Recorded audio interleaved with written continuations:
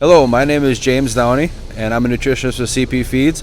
I'm here today with Paul Cornett from Cornett Dairy. I'm Paul Cornett, one of the two owners here at Cornett Dairy. We're milking 360 cows, about 101 pounds a day right now. We've been using the robotic system that you can see behind me for about 4 years now. So we do group our cows a little bit differently. I think not a lot of robot herds have a fresh cow pen, but we have a pen for about 35-ish animals, our most recent animals.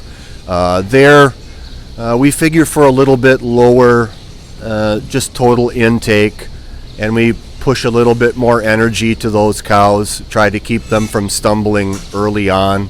Tom Cornett from Cornett Dairy. The herd's been up here, and we're going to talk a little bit about the cow management side of things in a robotic system. So we did make a post-fresh group when we were designing this. I really liked the idea of being able to milk, especially fresh cows, early lactation cows, 4 or 5 times a day, drive those peaks, trying to get that production and get that lactation curve higher. Last thing we get a lot of questions on is fresh cow management. Should we put a fresh cow pen in? Should we put a catch pen in? How should we manage those cows, or maybe even hospital cows? Tom, can you touch on what you do here at Cornett Dairy with the hospital cows or fresh cows? We have a smaller group of about 35 cows that they'll stay in. When one cow freshens, we'll put her in the pen.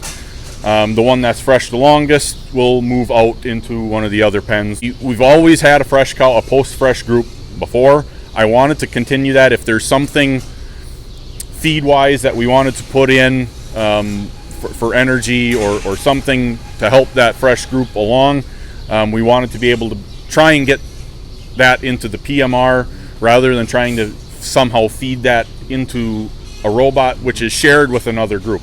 Because it's only 35 cows, it is put in a crossover alley so that cows from the pen on the backside can also use that robot at the same time. After a cow freshens, we do give a Bovacalc bolus right afterwards. We have the robot aligned so that she will walk out towards the feed manger. Lockups are pretty easy to be able to do and get her locked up and in that headlock for her calcium right away after that first milking. We don't have special needs, a specific special needs area here.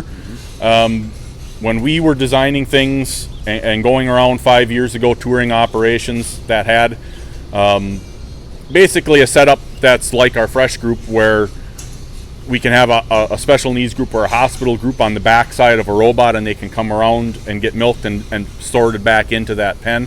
A lot of the places I went and looked at 5-6 years ago while we were touring, those pens were empty.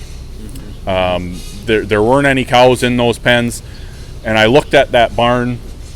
Some places were 40, 50, 60 feet of extra barn space that they had to get these pens in, and there are no animals in them.